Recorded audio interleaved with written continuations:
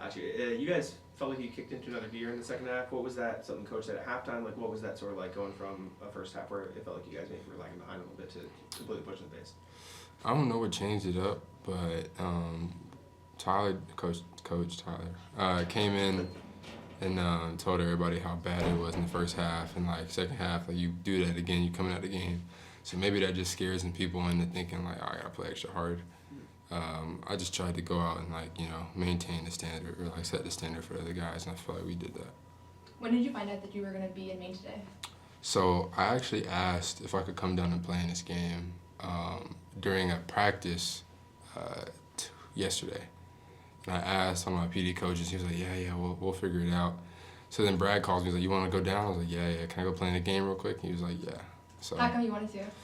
It just made sense. Like we had a couple off days.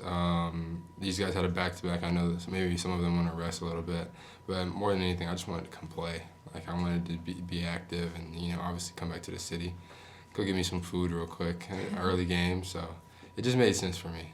And there was quite a crowd pop when you checked in when they announced your name. How does it feel to just know you were like one of the fan favorites last year and to be back here and just see some familiar faces and everything? Oh yeah, it's super cool. For sure. I felt like Marcus Smart in Boston last year at the game. It was pretty cool. And then they blew up on the first bucket too, which was also pretty cool.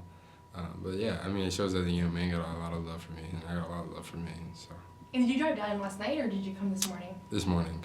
Okay, and so you left the arena around like around 11, 12 last night, and then you got up really early this morning? Yep. Yeah. You've been a very big advocate for the food in Portland. Do you have a go-to spot? Like, do you come here specifically, like, I need to go there? Yeah. So right now I want to go to Leeward.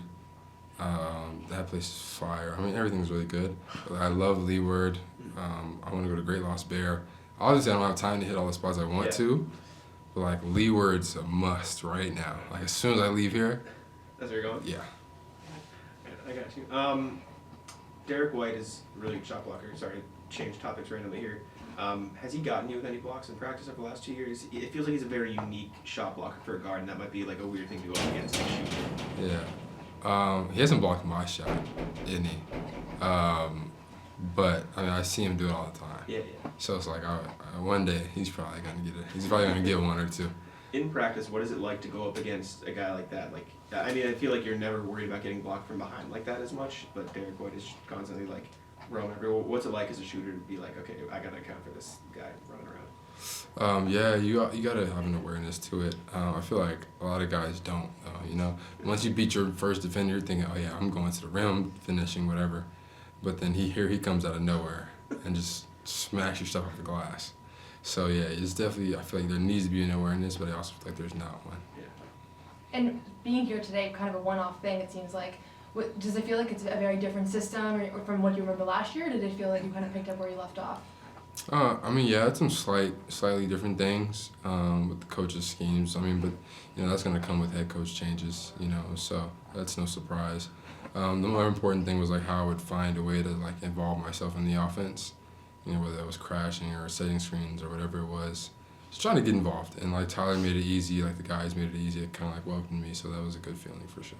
So you're glad you made the choice to come down here today? Yeah, for sure. I would have been just sitting in my crib doing nothing. So like this is a way better alternative.